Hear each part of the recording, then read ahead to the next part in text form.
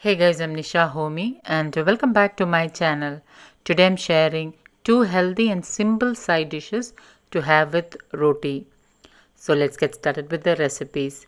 I have sliced half kg lady's finger, also known as bindi, and also chopped 3 medium-sized potatoes, 1 onion sliced, 2 medium-sized tomatoes chopped. I'm heating my cast iron pan and into that I'm adding in 2 tablespoons wood pressed groundnut oil.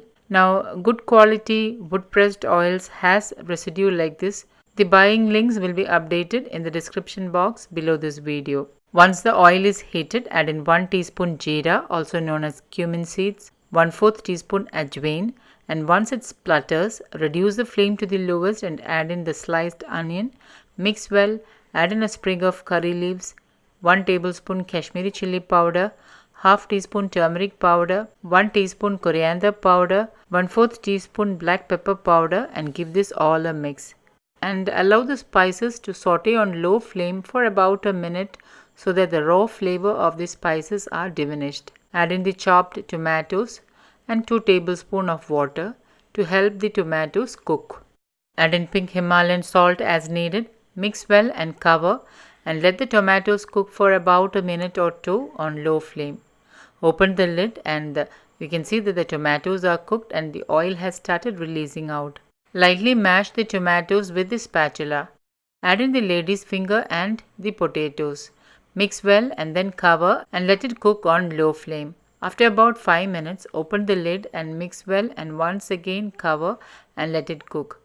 Again open the lid after about another 5 minutes and the potatoes are cooked well. Allow it to roast for a couple of minutes without the lid. Remember that cast iron retains more heat, so cooking actually takes lesser time when you're cooking in a cast iron cookware. Cooking in cast iron also helps in better iron absorption. So if you have iron deficiency anemia, try to cook at least one of your meal in a cast iron cookware. So once the bindi and aloo are nicely roasted, add in 3/4 teaspoon amchur powder and mix well. And bindi aloo is ready to serve. Sprinkle some extra curry leaves for added flavor. Serve the bindi aloo with kapli wheat roti and some shallots for that extra iron, folate and antioxidants.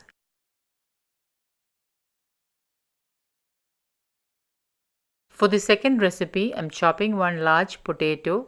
If you're using medium-sized potato, then you may need to use 2 potatoes. Wash and rinse the potatoes and keep aside. I'm also using 1 cup of cauliflower. I'm using wood-pressed groundnut oil. Now heat a cast iron kadai, add in 1 tablespoon groundnut oil. Remember that good quality wood-pressed oils will have some residue like this. Once the oil is heated, add in 1 teaspoon jeera, also known as cumin seeds. Once it splutters, reduce the flame to the lowest and add in the cauliflower and potato. Mix well and cover and let it cook on low flame. Remember that cast iron has more heat retention. After about a minute, open and mix well. Again cover and allow it to get cooked. Repeat this a couple of times and once the aloo and gobi are nicely cooked, add in pink Himalayan salt as needed. Mix well. Add in half teaspoon turmeric powder, 1/3 teaspoon garam masala, half teaspoon roasted jeera powder, half teaspoon coriander powder, half teaspoon Kashmiri chili powder, half teaspoon amchur powder and mix all this really well. And let it saute for about a minute or two.